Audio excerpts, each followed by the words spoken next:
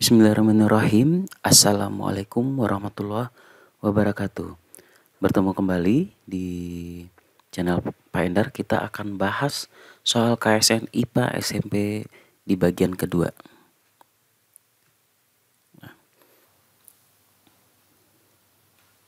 Oke, kita lihat soal nomor 17. Sebuah mobil bergerak sepanjang jalan sempit seukuran mobil selama satu selang waktu. Grafik di samping menggambarkan gerak mobil tersebut. Pernyataan yang benar menggambarkan adalah, kalau kita lihat grafik ini grafik ke atasnya itu jarak dalam meter dan ke kanan ini adalah menunjukkan fungsi waktu dalam detik. Kalau kita lihat grafiknya melengkung seperti ini, berarti geraknya bukan gerak lurus beraturan, tapi geraknya adalah di sini dia stabil, kemudian di sini dia makin agak lambat sedikit, ya, agak lambat sedikit. Nah, berarti kita analisa satu persatu. Jalan yang dilalui benda berupa jalan lurus. Kalau seandainya dia berjalan lurus, kemungkinan dia grafiknya itu nanti lurus seperti ini, ya, kemungkinan seperti itu. Yang kedua, jalan yang dilalui benda berupa jalan melengkung. Ini mungkin bisa jadi karena nanti dari grafik ini dia menunjukkan bahwa gerakannya diperlambat, ya. Bahwa gerakannya itu diperlambat.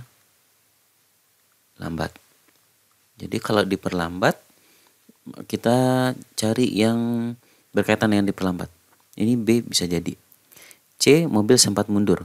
Kalau seandainya ini sempat mundur, maka nanti di grafik harusnya dia balik lagi ke bawah atau X menuju X negatif, ya. Jadi yang jawaban yang C juga tidak mungkin. Ini nggak mungkin. Satu juga nggak mungkin. D, kecepatan mobil tetap. Ini juga tidak mungkin karena kalau tetap harusnya garisnya lurus. E, mobil sempat berhenti kemudian berjalan lagi. Nah, ini juga tidak mungkin karena kalau dia berhenti harusnya nanti X-nya itu datar dulu baru nanti naik lagi, ya. Jadi kalau berhenti harusnya waktunya bertambah, jaraknya tidak bertambah, jadi dia lurus. Jadi yang paling memungkinkan jawabnya adalah B, ya. Itu nomor 17. Kita lanjut nomor 18, ya, nomor 18. Perhatikan gambar Mister di bawah. Berapakah jarak tempuh dari B ke C melalui lintasan BABC dan melalui lintasan langsung BC. Jadi ada dua ini, ya. Kita mau menempuh B ke C, tapi yang pertama lintasannya adalah B ke A, ke B, terus ke C. Yang ditanya itu berapa jarak tempuh. Oke. Ditanya adalah jarak. Ingat konsepnya, jarak itu adalah seluruh lintasan, ya, beda dengan perpindahan. Kalau jarak berarti dari B ke A berapa satuan, tambah lagi A ke B berapa satuan, tambah B ke C berapa satuan. Dan ini bukan besaran vektor, tapi besaran skalar, ya. Ingat. B ke A, jadi jaraknya berapa? B ke A, kita lihat B ke A ini dari 1 ke min 6. Berarti ada 5, ya. Ini ada 5. Ini 5. Tambah. Baru dari A ke B lagi. Balik lagi berarti tambah 5 lagi. Tambah. B ke C. B ke C dari min 1 ke 2. Berarti ada 1, 2, 3. Berarti tambah 3. Nah, hasilnya berarti sama dengan 10 tambah 3, 13 satuan. Nah, kita lihat. Sebetulnya kalau dalam lomba, cukup dari 13 satuan kita lihat optionnya yang satu-satunya yang 13 satuan kan yang A. Berarti langsung aja pilih nanti A sebagai jawabannya. Tapi karena ini kita penjelasan, kita coba buktikan, ya, yang kedua. Betul nggak? Dari B ke C sekarang. B ke C.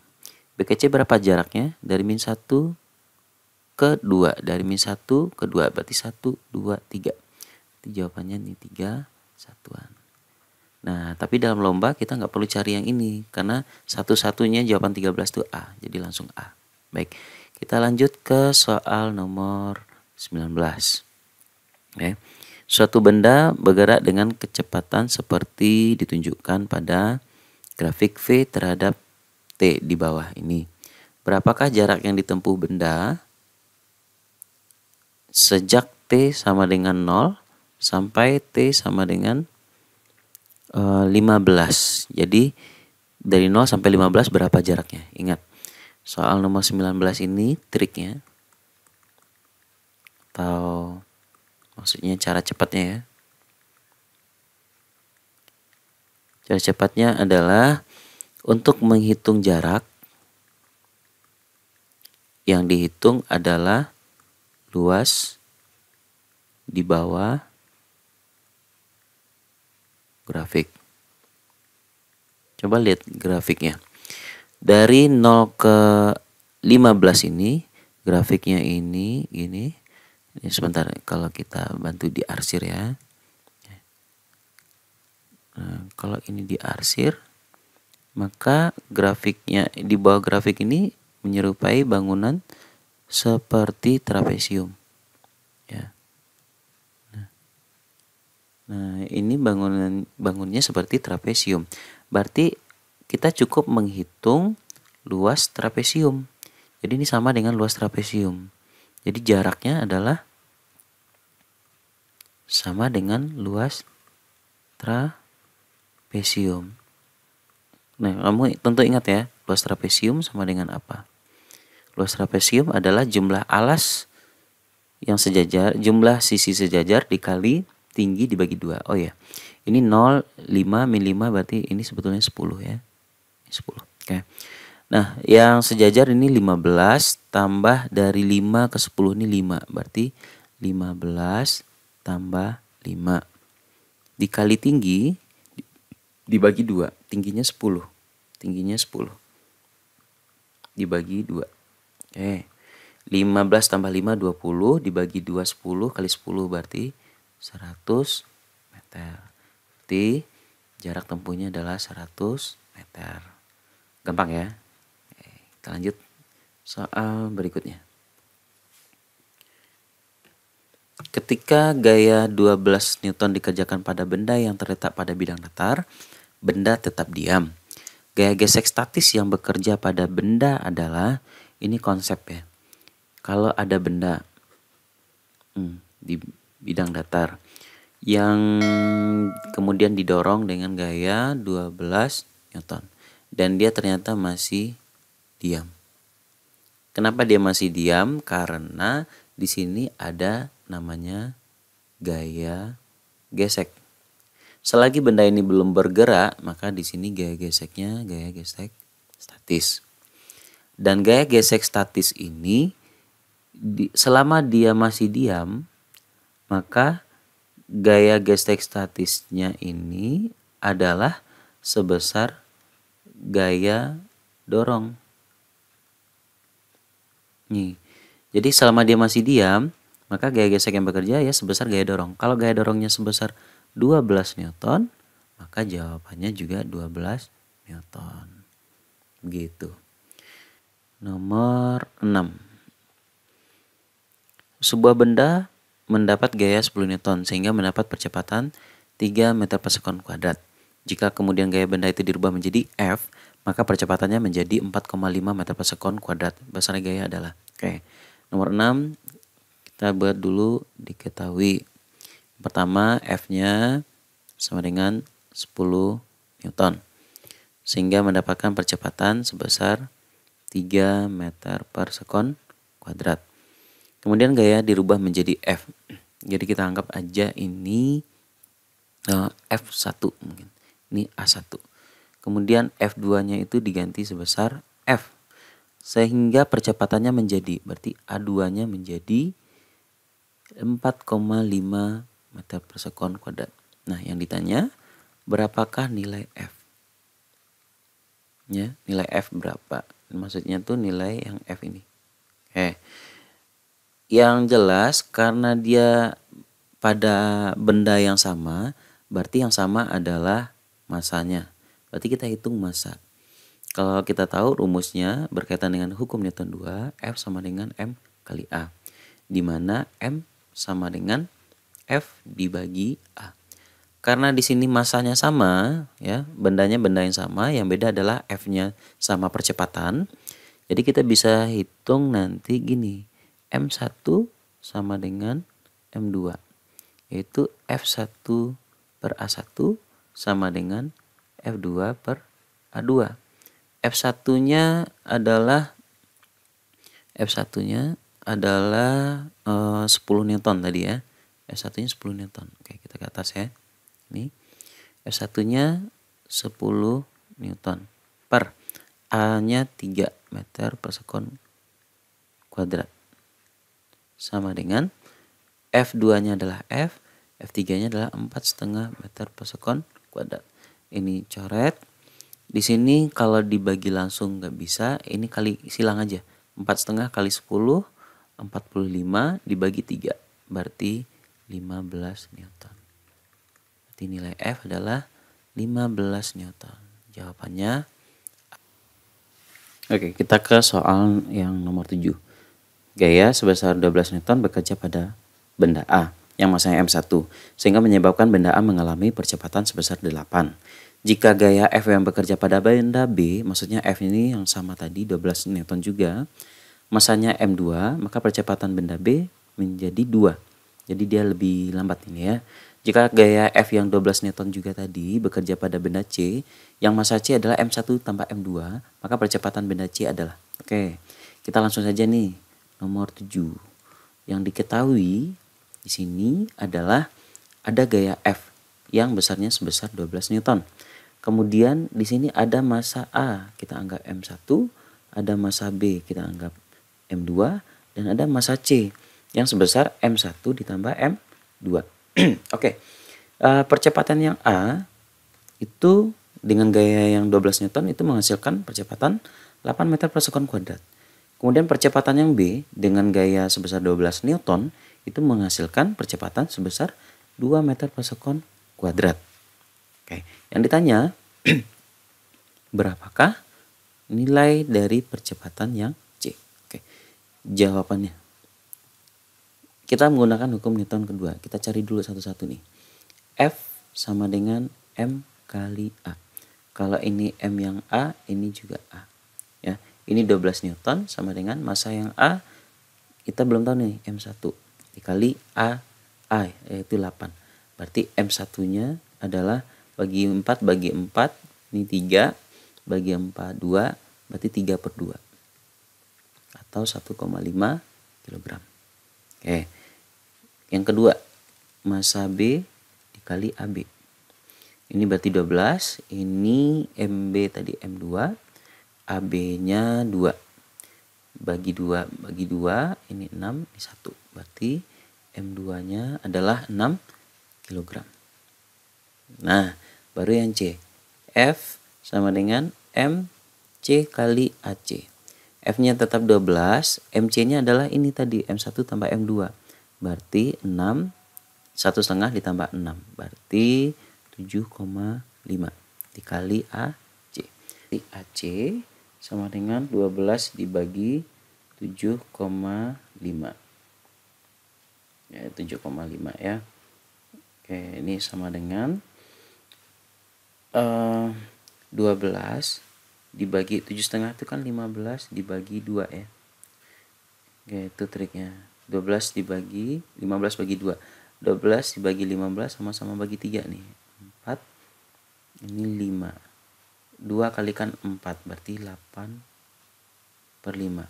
8 bagi 5 itu berarti 1,6 meter per sekon kuadrat. Nah, jadi jawabannya 1,6 meter per sekon kuadrat. Itu jawaban yang nomor 7.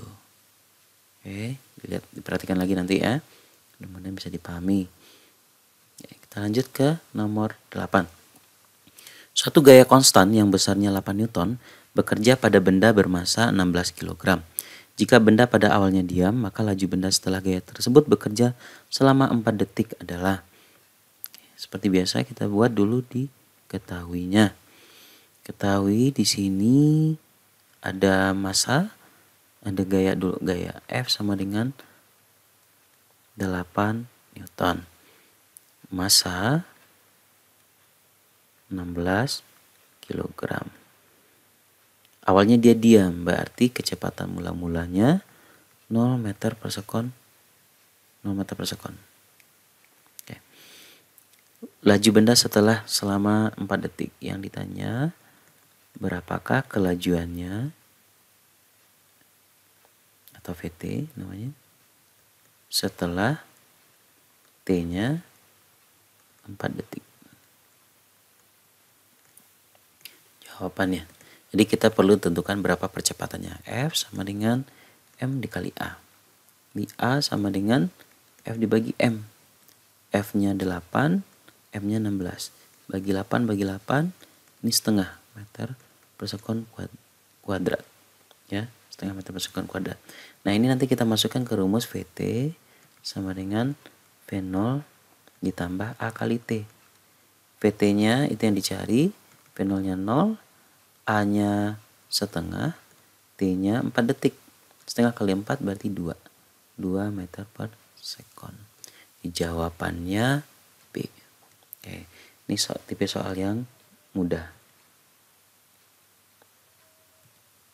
Nomor 9. Sebuah mobil dengan massa 1500 kg diperbesar kelajuannya 2 meter tiap sekonnya. Oke. Nomor 9.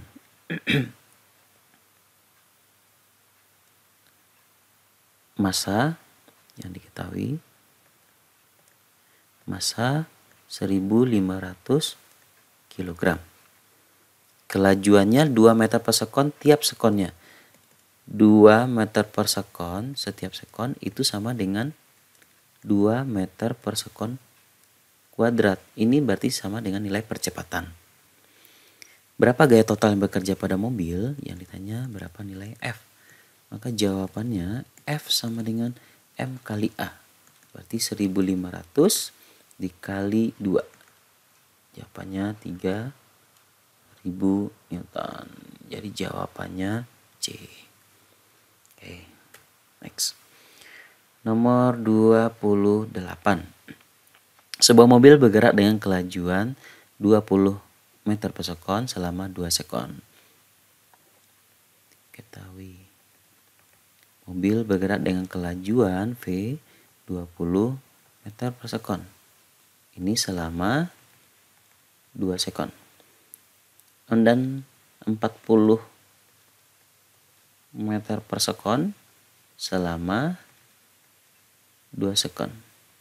Dan 60 meter per sekon selama 6 sekon. Nah, yang ditanya berapa kelajuan rata-rata mobil. Ya, menghitung kelajuan rata-rata, kita perlu menghitung berapa jaraknya masing-masingnya dulu. Jadi S yang pertama, kita anggap ini 1. Ini yang kedua, 3. Ini berarti kedua. Ini yang ketiga. S1 adalah V1 dikali T1. Ini sama dengan 20 dikali 2 sama dengan 40 meter. S2 dengan cara yang sama, V2 dikali T2 berarti 40 kali 2 80 meter. S3 dikali 60 dikali 6 360 meter. Nah, kalau sudah dapat semuanya, nanti V rata-rata adalah jaraknya dibagi waktu.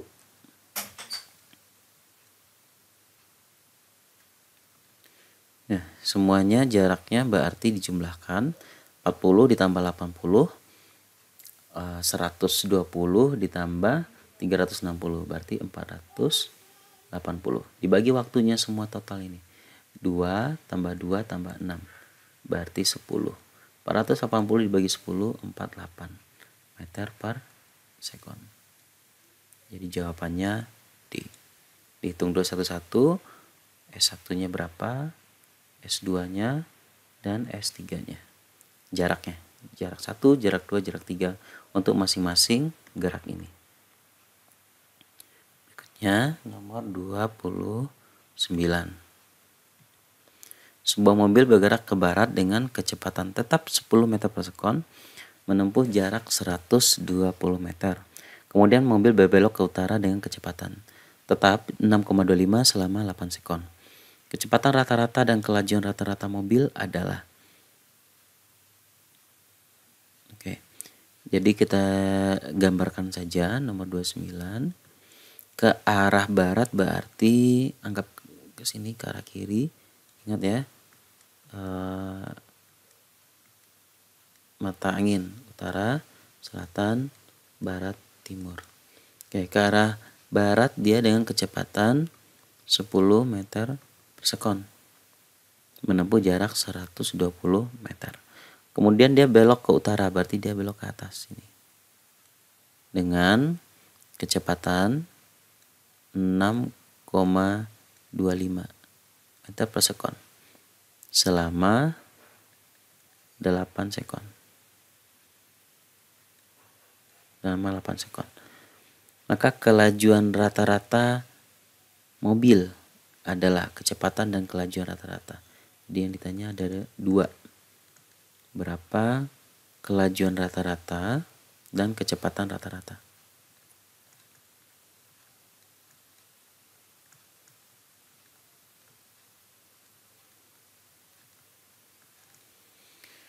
Oke, jawabannya. Pertama kita jawab dulu yang kecepatan rata-rata. Kecepatan rata-rata mobil, karena kecepatan itu adalah besaran vektor, berarti rumusnya adalah perpindahan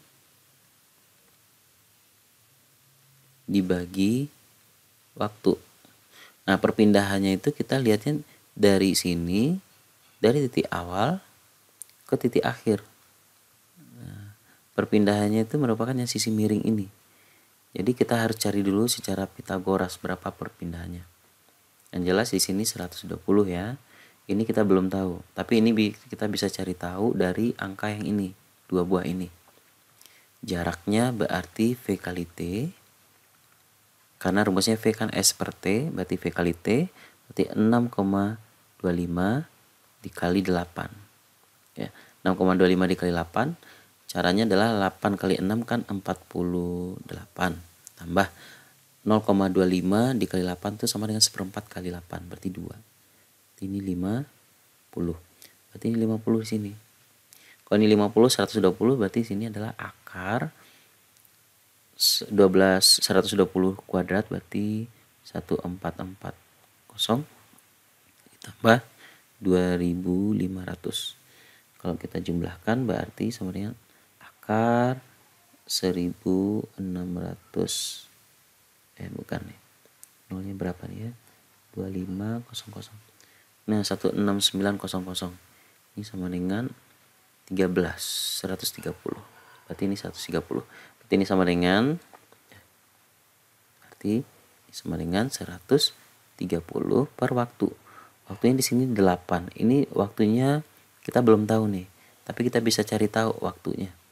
Waktu di sini adalah kalau rumusnya V sama dengan S per T, maka rumusnya T sama dengan V dibagi S. S dibagi V. T sama dengan S dibagi V. S dibagi V. Sama dengan S-nya 120, V-nya 10. Berarti ini 12 sekon. Berarti ini 12 ditambah 8. Berarti 130 per 20. Coret nolnya. 13 dibagi 2 berarti 6,5 meter per sekon. Inilah kecepatan rata-ratanya. 6,5, kebetulan di sini ada 2 ya. Berarti kita harus cari tahu berapa kelajuan rata-rata. Nah, bedanya dengan kelajuan rata-rata itu bukan perpindahan per waktu, tapi jarak dibagi waktu. Nah, jarak dibagi waktu. Jaraknya itu berarti yang ini tadi, 120 ditambah 120 tambah 50. Berarti 170. Waktunya sama yang ini tadi. waktu yang kita cari tadi 12 ditambah 8 ya. 12 tambah 8 kan 20 ya, berarti 170 per 20 coret, berarti 17 dibagi 2 8,5 meter per sekon. Di jawabannya 6,5 dan 8,5, berarti jawabannya D. 30. Di grafik kelihatan geraknya itu ada 2 nih. Ada yang sini dari 0 sampai 4 dan ada yang dari 4 sampai 10. Untuk menentukan berapa kecepatan rata-ratanya,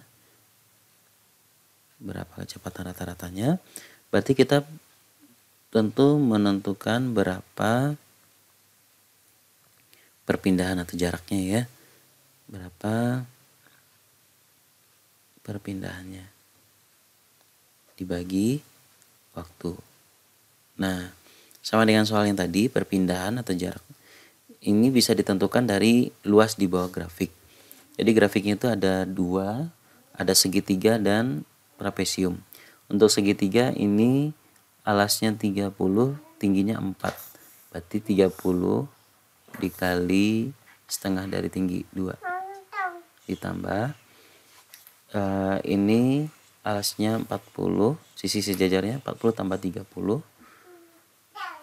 70 dikali setengah tinggi. Tingginya berarti dari 4 ke 10, berarti ada 6. Setengahnya dari 6 berarti ini 3. Gitu ya. Dibagi waktunya semuanya 10. Jadi 30 kali 2 60 ditambah 70 kali 3 210